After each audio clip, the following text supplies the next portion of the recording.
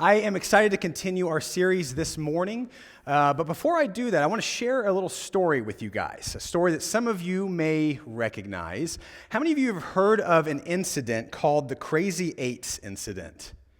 Anybody ever heard of the Crazy Eights incident? Okay, so the incident, as you can see here in the picture, yes, it involves a train. So it is a story of a runaway train. They actually made a movie loosely based off of this in 2010 called Unstoppable. Unstoppable had Chris Pine and Denzel Washington. Yes, you heard me right. It's Denzel Washington. I found that out recently. It's not Denzel Washington, Denzel Washington. So this movie is kind of loosely based on this story. It's funny, though, because some of the more unbelievable events that happen in it are actually more realistic events that happen in it. So what happens with this is that there was a train that started off in a docking yard. And the train started off very slowly. And there was the conductor who was inside of the train, and he noticed that the switch for the rail line was not in the correct position, and so he was not going to be able to get on the correct track. Well, he thinks to himself, okay, train's going slow enough, there's the switch, and like any smart railroad conductor would do, railroad engineer would do, he gets out of a moving train. So he gets out of this moving train thinking, I can get to this railway switch in time to be able to hit it, get back in the train, and we're all good. You probably know where this story is going. So he gets out, and unfortunately, instead of hitting the brake or the idle in the train, he actually hits and engages the throttle. So he gets out, the train then starts off slowly in the docking yard, and then it just keeps going, and it builds up momentum. And this train had about 50 or so train cars, and it got topped out to speed somewhere between 50 and 70 miles per hour. And some of you may feel like, well, that's nothing. I did that on the way to church this morning. But in a train with that much mass and that heavy and just all of those train cars, I mean, this is a pretty big deal. And if you've seen the movie Unstoppable, they make a way to find a train look like it's going 200 miles an hour. So. But what happens is that this train is going for roughly 2 hours uncontrolled on this track. They even try getting a portable derailleur to use on the train. And normally a portable derailleur is going to be able to get the train off of the track and everything is good to go. But this train had so much mass, so much velocity that it just plowed right through it. And so after many attempts to try to stop this train, what the story of Unstoppable tells is there's actually two individuals, an engineer and a conductor, that actually go in reverse, and they actually connect to the tail car of the train. And they pull in the other direction, and it slows it down enough that they're actually able to hop on to the train and eventually slow it down. I mean, this was a train that had a couple of cars of hazardous materials and things like that. So this was a pretty volatile train if it got out of hand. And so why am I sharing with you this story as we get started today? Well, here's why. We often find the same progression happen in our lives. All of a sudden, our lives start out slow, and they start to build momentum, and they build momentum and build momentum. And before we know it, our lives turn into a literal train wreck. Little by little, it's barely noticeable at first. We become a little bit more efficient. We become more aggressive. Maybe it's a student loan debt. Maybe it's a car payment. There's something in your life that has just started to just build up and build up and build up. And so again, like this runaway train, you have found yourself in this spot where you just feel like your life cannot slow down.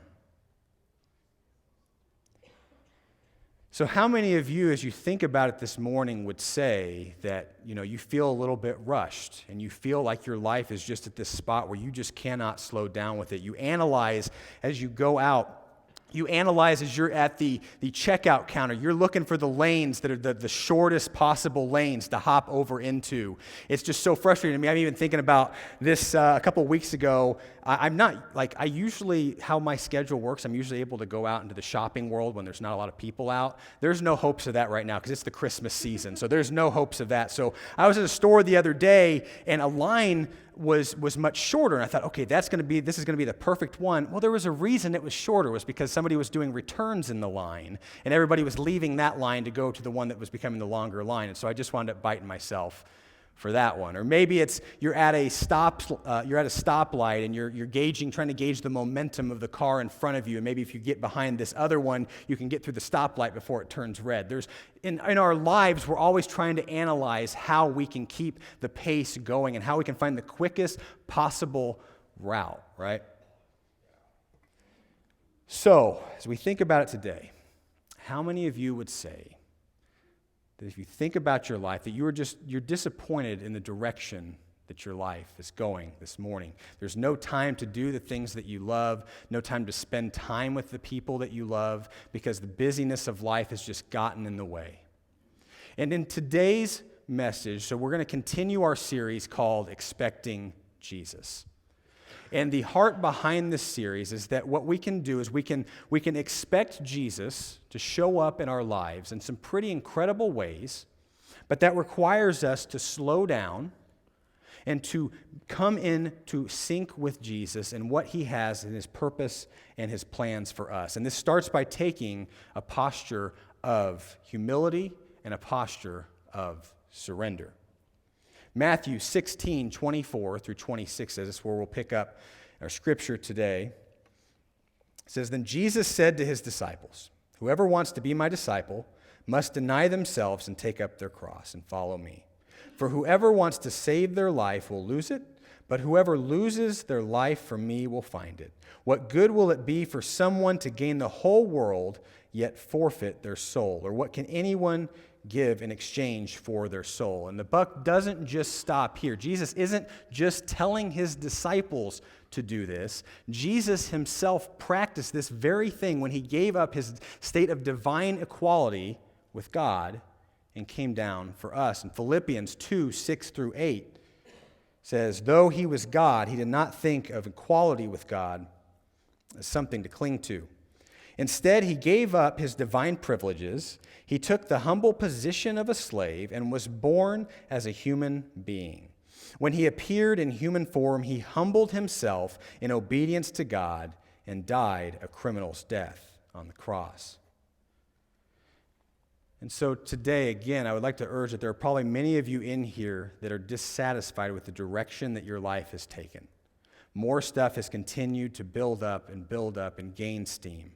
And whether you realize it or not, though, life has become more revolved around your efforts, your human efforts, and the things of your life than what maybe God has a greater purpose for you. It might not be intentional, but it's happened nonetheless.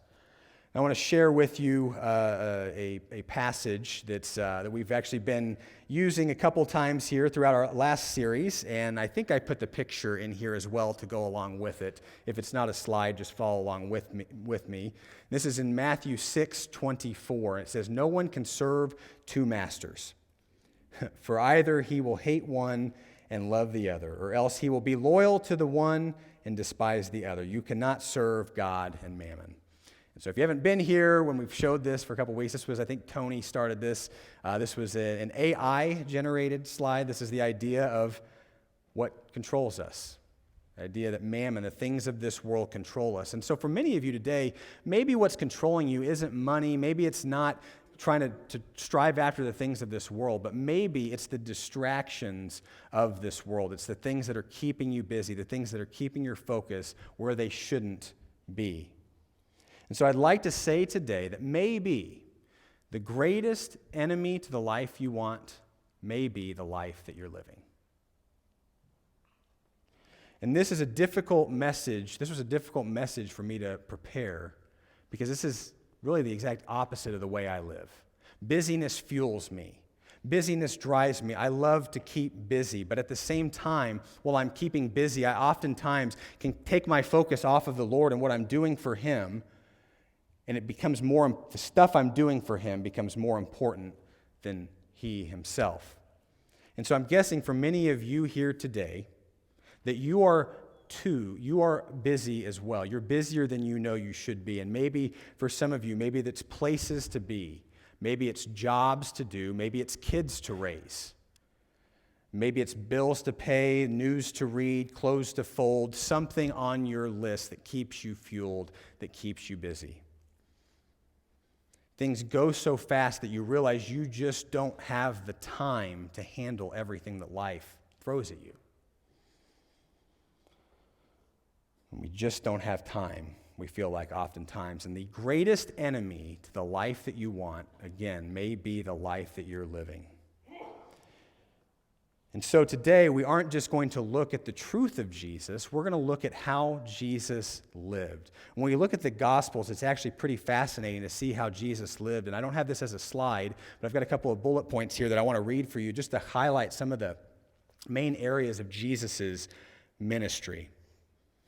It was 3 public years of ministry. He recruited and trained 12 disciples. He embraced the Father's mission. He endured the hatred of the Pharisees. He resisted the temptation of the devil. He healed all sorts of sick people. He loved all sorts of hurting people. He preached the word of God fearlessly. And on top of all that, he fulfilled 351 Old Testament prophecies. Jesus did a lot of stuff. However, during all of that takes place, you see that Jesus never once ran. That's here on this next slide. So when we read the Gospels, we realize that there is never any record of Jesus running. Never any record of Jesus running, jogging, fast walking, skipping, hopping. Jesus walked. Jesus walked in step with his Father. And we see an account here in Mark chapter 2, where his first encounter with Matthew, also known as Levi. Mark 2:14, it says, "As he walked along, he saw Levi, son of Alphaeus, sitting at the tax collector's booth. 'Follow me,' Jesus told him, and Levi got up and followed him." So if Jesus was living an unrushed life, then we can assume that Levi or Matthew and Jesus' disciples were also should have been living an unrushed life. They're walking alongside Jesus. They are following an unrushed Jesus. So if we follow an unrushed Jesus, we should also be living an unrushed life. The way that I live is often very different from this. I often find myself getting just so caught up with the fast pace of life and doing things and just being so busy with life. But Jesus, in the same way that he has invited me, he invites you to slow your pace, to expect him to show up in your lives in some really phenomenal ways. And in Matthew chapter 11, 28 through 30, this is in the Message paraphrase by Eugene Peterson. I love the way that this is phrased here. It says, "Are you tired, worn out, burned out on religion? Come to me, get away with me, and you'll recover your life. I'll show you how to take a real rest. Walk with me and work with me. Watch how I do it. Learn the unforced rhythms of grace. I won't lay anything heavy or ill-fitting on you. Keep company with me, and you'll learn to live freely and lightly." So here Jesus is saying, get away with me. Watch how I walk. Watch what I do. Walk in step with me. And it's fascinating when we think about Jesus. Jesus only lived for 33 years. His mission was to give his life for mankind. But he waited 30 years before diving into this ministry that God had for him. And I just have a question for the audience. Fortunately, those of you who are older won't get mad at me for this, but does anybody here in between the ages of 30 and 33? 30 and 33. Not many people? Okay, I'll raise my hand. All right. So I am 32 years old. I am 1 year away from my ministry prime like Jesus, when Jesus passed away at 33. So I feel like I'm probably in a pretty good spot. Maybe. But Jesus waited all this time. So think maybe you're a little bit younger than 30, maybe you're a little bit older. But Jesus knew when his timing was. He wasn't hurried along. So it's interesting because when we see that before Jesus is commissioned to go out and to proclaim the good news of his Father, the good news of who Jesus is and what he has come to do for mankind, what is the first thing that we see Jesus do? He takes a sabbatical. Sort of.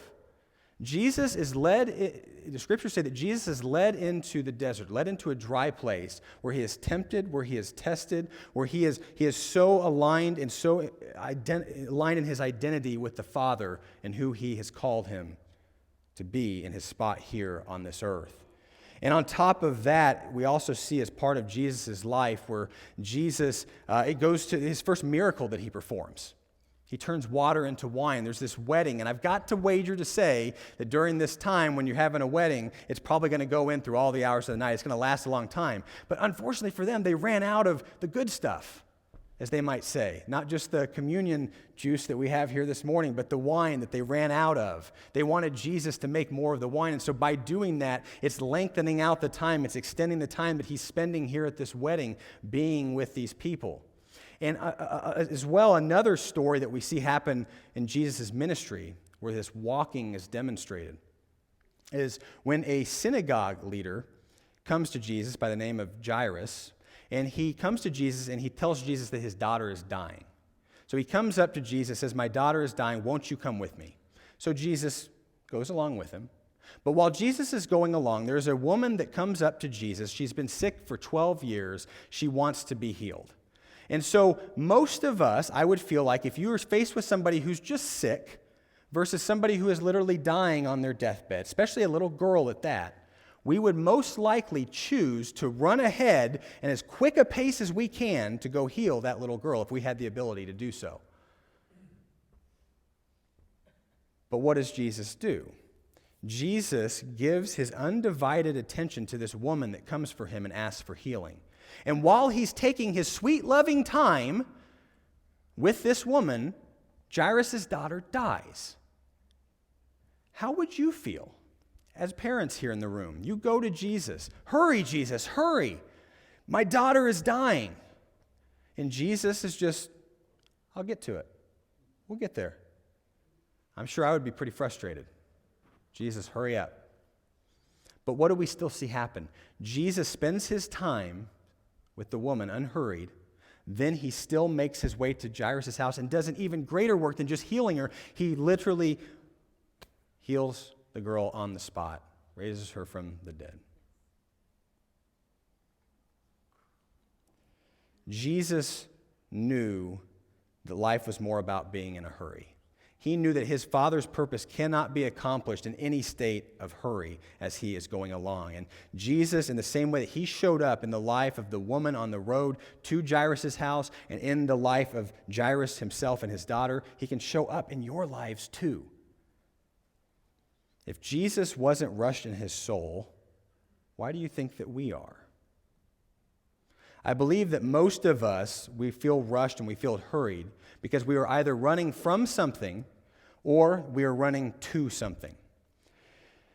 And if I can be completely transparent with you this morning, that if I'm being honest, if I'm analyzing myself, that I am running from insignificance and I'm running towards acceptance.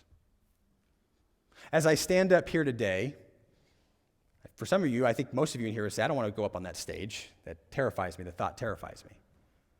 I knew that God called me to a ministry here to be able to speak up here on the stage and to minister even beyond the stage here.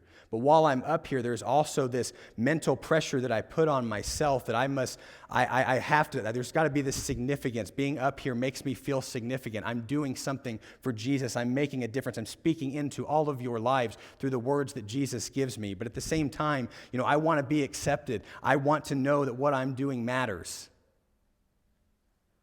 And so for those of you who are here today, in the same way, I am sure that there is something in your life that you are either running from or that you are running to this morning. For some of you, maybe there's a past failure. Maybe it's something that somebody has said about you. Maybe there is an abuse situation there. Maybe for some of you, you're running to something. You're running maybe towards a goal and a vision that you have today, that you're running, maybe you want to get married really badly, so you're just trying to hurry that along. There's success, there's fame, a list of other things that society puts these pressures on us to hurry after and to achieve. And I just want to say today that I believe that most of you are chasing a life that will still leave you feeling empty when you find it.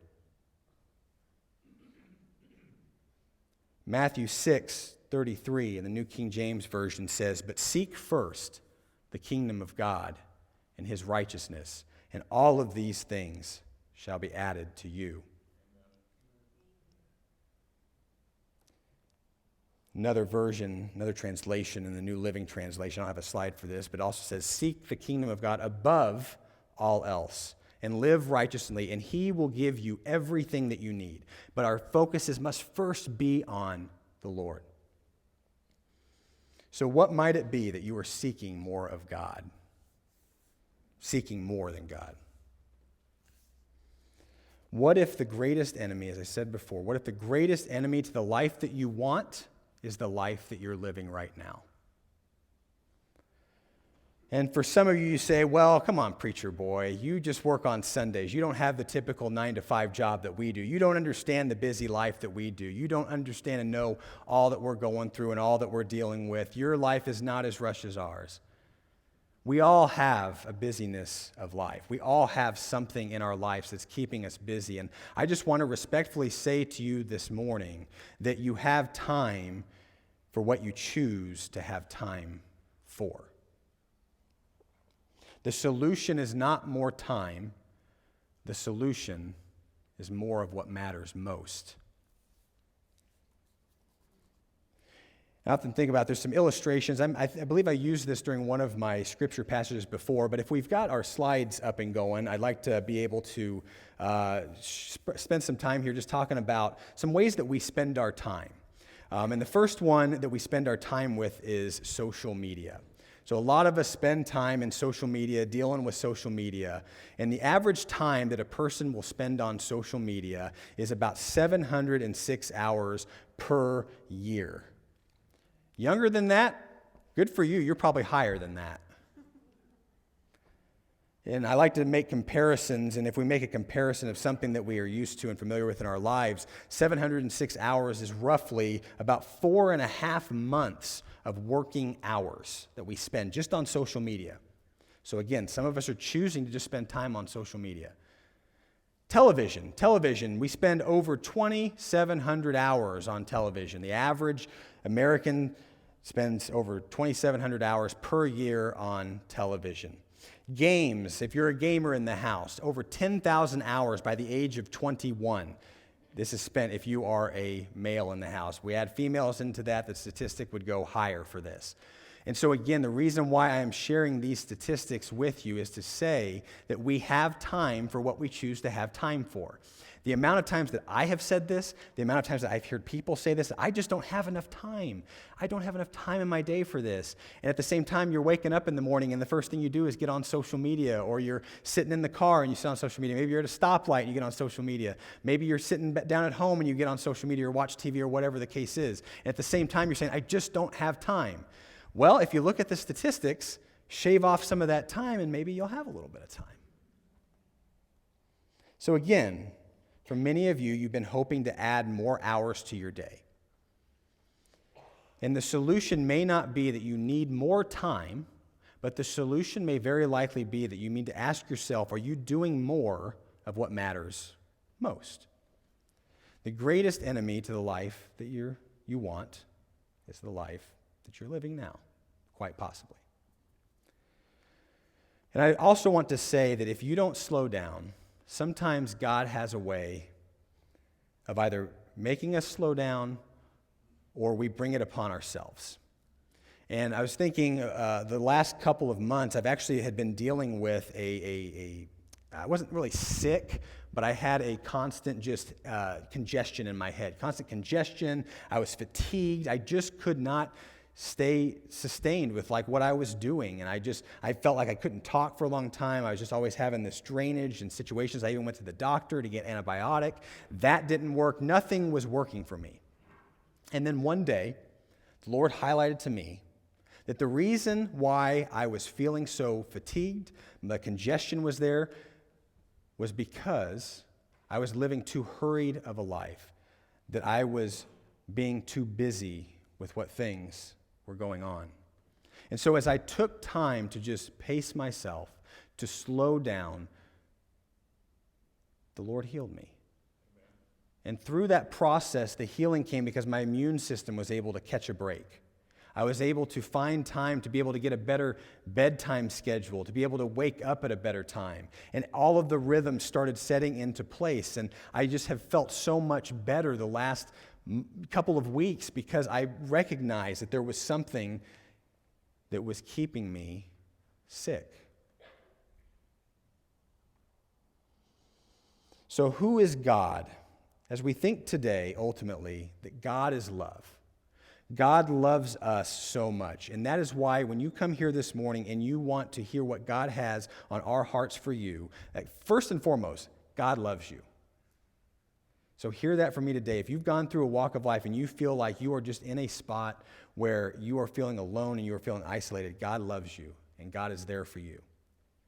And one of the things with God's love is that God is so loved that he also wants that love to flow through us.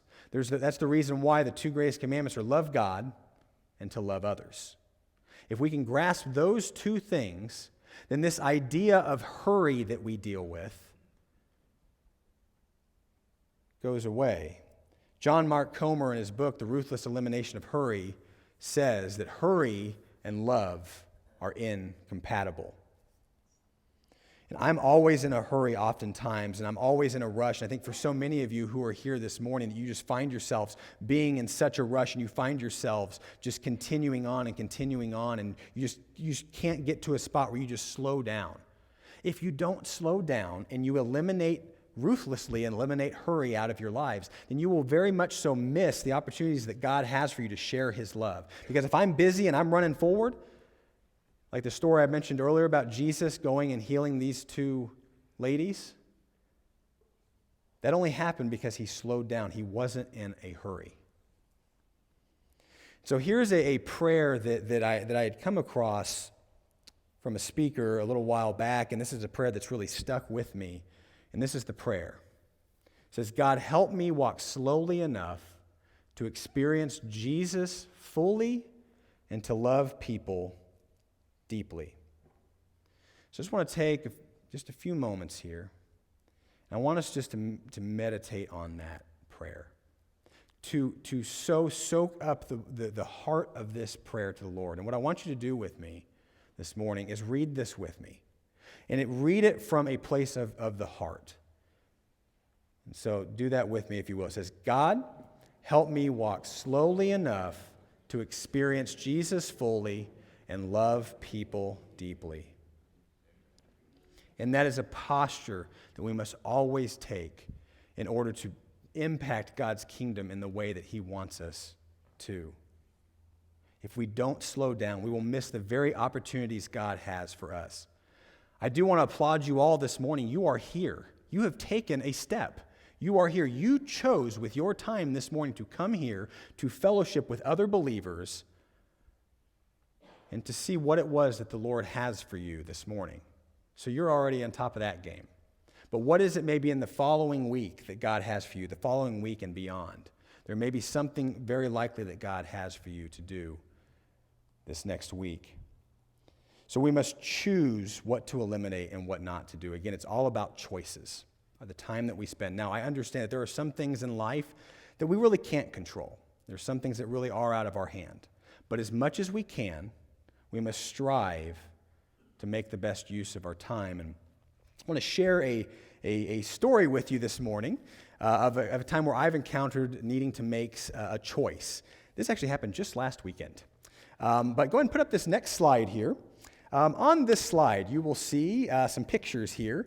And on the top left, you will see somebody you probably recognize, my good friend Scott Miller over there. Scott and I are kindred spirits. We both have an affinity for Batman. We are both nerds. We love things of the comic world. A lot of people go either the sports route or the nerdy route, some both.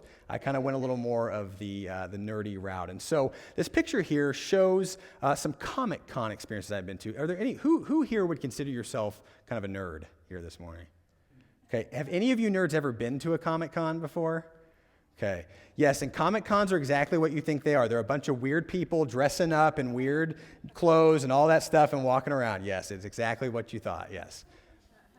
But the wonderful thing about Comic Cons is if you are a nerd, you get to see things that you don't always get to see. Maybe there are some vintage comics. Maybe there are some celebrities that you get to actually meet in person if you want to meet them and get their signatures, which is what these pictures up here demonstrate. The picture on, just to give you a little, if maybe some of you recognize these people, on the bottom right, his name is Kevin Conroy. He is the distinctive voice of Batman. He was Batman since the 90s, Batman the Animated Series, and he actually just passed away last year. That was a very hard day for Batman fans, but he passed away last year, so I was glad. This was a picture from, I think, 2016, 2015, when I was able to meet him. In the middle there, that's Michael Rosenbaum. He played Lex Luthor in Smallville, and he played the Flash in a Justice League animated series, among many other things. And then on the far right, if people are anime fans in here, there's a show called Dragon Ball Z. He's one of the lead characters there. He wanted to do a pose with me, so sure enough, I did that. Shout out to Sam in the back who loves that. So they're fun experiences if you love this. And maybe you're into sports, and maybe you've gotten to meet your favorite sports player. Maybe you've gotten to go to some of your favorite games, and there's an experience that you just really love going to, like I love going to Comic Cons. So this past Saturday, I had the opportunity to go to a Comic Con.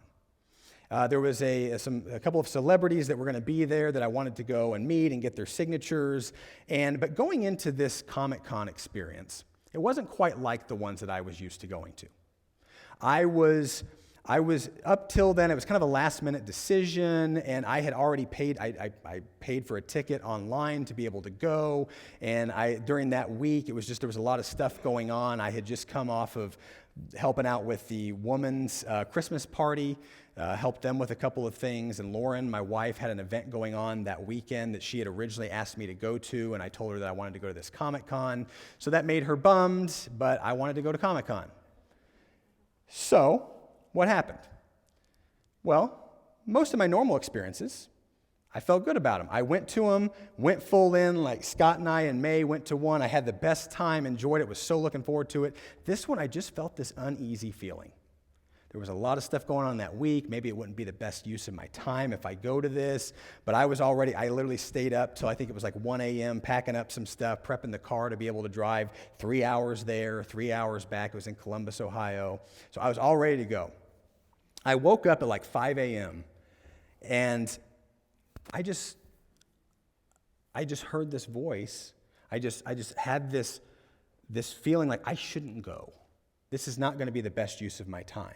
I had spent a lot of stuff to be able to go to this convention, but it wasn't really going to benefit me.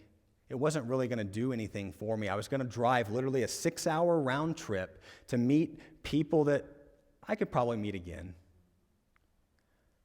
But instead, I woke up that morning and I said, you know what? Okay, God.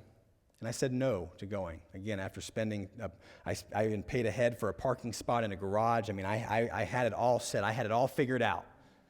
But instead, I chose to say no to going to Comic-Con. And because I said going no to that, what that allowed me to do in my life was to show the people in my life that they mattered more than this experience. And you can put up this next picture. Yes, this is my wife, Lauren.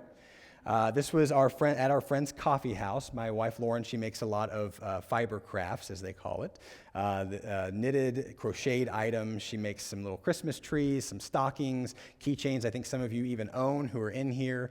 And I was able to go to this with her. She was originally bummed that I wasn't able to go with her, too. I was able to then sit across at a table and work on a little bit of work that needed to get done for Sunday that I was just going to cram in once I got done with the Comic-Con experience, too. But because I made the choice to say no to the Comic-Con experience, I was able to say yes to something that mattered more. And I feel like I'm supposed to speak this morning, right now in this moment, to the husbands that are in the room. Husbands, we got to admit, there are a heck of a lot of things that we find more exciting than the things that our wives like. We're just being honest.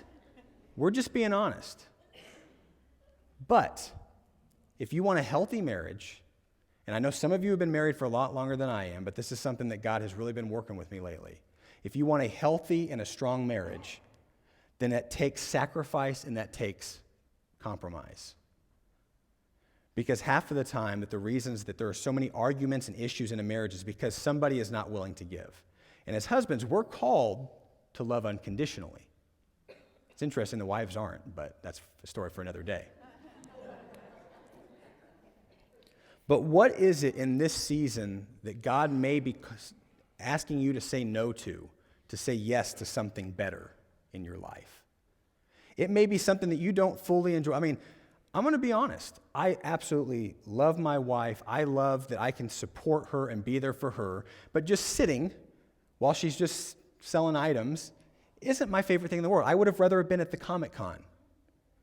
But I ended that day feeling so much better about my choices because I made time for it. And so you may have to say no to some things right now to say yes to something better in the future. God is going to use this next season of your lives to grow you, and that's only going to happen if you slow yourself down and you recognize, like I did with this Comic-Con experience, that I needed to say no to something that did not matter as much and say yes to something that was going to benefit my marriage. It was going to benefit my just ability to know that I had self-control, that I can say no to something. And boy, what a better situation we have on the other end if we can do that. So again, the solution is not more time. The solution is more of what matters most in our lives. We must be present in the moment like Jesus was in the moment. And I know this morning I don't have the, we literally have a manger in the series graphic. I don't have the typical Christmas passages that we would share during a Christmas message. I know Mandy shared some of those last week, and we may have some of those in the future weeks, but I really felt like the Lord was emphasizing this morning that the focus, while it was important of how Jesus was born, what was more important was how Jesus walked and how Jesus lived. And until we can get our minds around that, then we will always be in a hurry and we will always be in a rush. And so maybe this week, maybe it's that you need to say no to something that's been trying to ask for your time, to say yes to something else. Maybe there's a friend in your life that's been asking you to spend time with them, and you're just kind of like, I just don't know if I want to. There's just a lot of energy. I'm going to have to expel a lot of energy. You know the amount of times that I've had people come up to me, nobody in this room, let's just say that. But the amount of times I've had people come up to me and say, hey, what are you doing this week? You want to do something, get together for lunch, do this? And my immediate response in saying, sure, let's do it, is let me get back with you. I got to check my calendar real quick. Like I've got a long calendar of just stuff, right? Because it's so much easier for us to lean on the busy side of things. I'm just busy. I'm busy. I'll fit you in my schedule. If we do that, then the person reads right through it. How would you feel if you were the person going to someone and you felt like they couldn't make time for you? You make time for what you want to make time for. And so I'm here today not to beat down, not to press into you anything negative, but to encourage you that it can be done, that you can slow down. You all came here this morning. Maybe some of you were rushing the kids out the door. You hurried and got in here. I know I was hurrying and rushing to get in here. But in the moment, God said, get away with me. So I went to a separate room and I just sat in God's presence. And God reminded me that I can slow my roll, I can slow my pace, and not be so hurried with my life. So I have a scripture that I want to end with, and the worship team can make their way forward. And the scripture comes from Matthew 10:38 through 39. It says, whoever does not take up their cross and follow me is not worthy of me. Whoever finds their life will lose it, and whoever loses their life for my sake will find it. Let me read that one more time. Whoever does not take up their cross and follow me is not worthy of me. Whoever finds their life will lose it, and whoever loses their life for my sake will find it. And so the question as we lead into our ministry time this morning, if you would go ahead and stand with me. As we lead into our ministry time this morning, is are you willing to give up the things in your life that you're clinging to? The things that you came in here this morning and that have caused such hurry and such busyness in your life. Are you willing to give those over to the Lord and say, God, these are yours? And let him work a good work in you, to slow down your pace, to slow down your roll just a little bit. Maybe this week, it's God's going to highlight somebody for you that you need to slow down and spend some time with. Husbands, maybe it's your wives. Maybe you need to slow down. Maybe you've been all over the place lately and you just need to slow down and spend some time with them. Maybe watching a Hallmark Christmas movie with them. Whatever it is that the Lord is asking you to do, won't you do it this week? And so as we lead into, again, our ministry time, we'll have ministry team members up front here. We have communion elements available around the room. You don't have to be a member to take them. Just love Jesus. But at this time, move into a place of just stillness with the Lord. And right now, if you can go ahead and put up that scripture, or I'm sorry, the prayer that I mentioned earlier about just loving people deeply. If they find it wonderful. If not, that's okay. There we go. Okay. And as we lead into our time of worship, pray this prayer. Center yourself up with God. Because I guarantee you that if you ask the Lord, he says, seek and you will find. If you do that today, he will work in you in a great way. And so during this time, again, you can find one of our ministry team members. Maybe there's something that you're clinging on to that you need to give over to the Lord. And we'll do that here this morning, and then I'll get up to close our time this morning.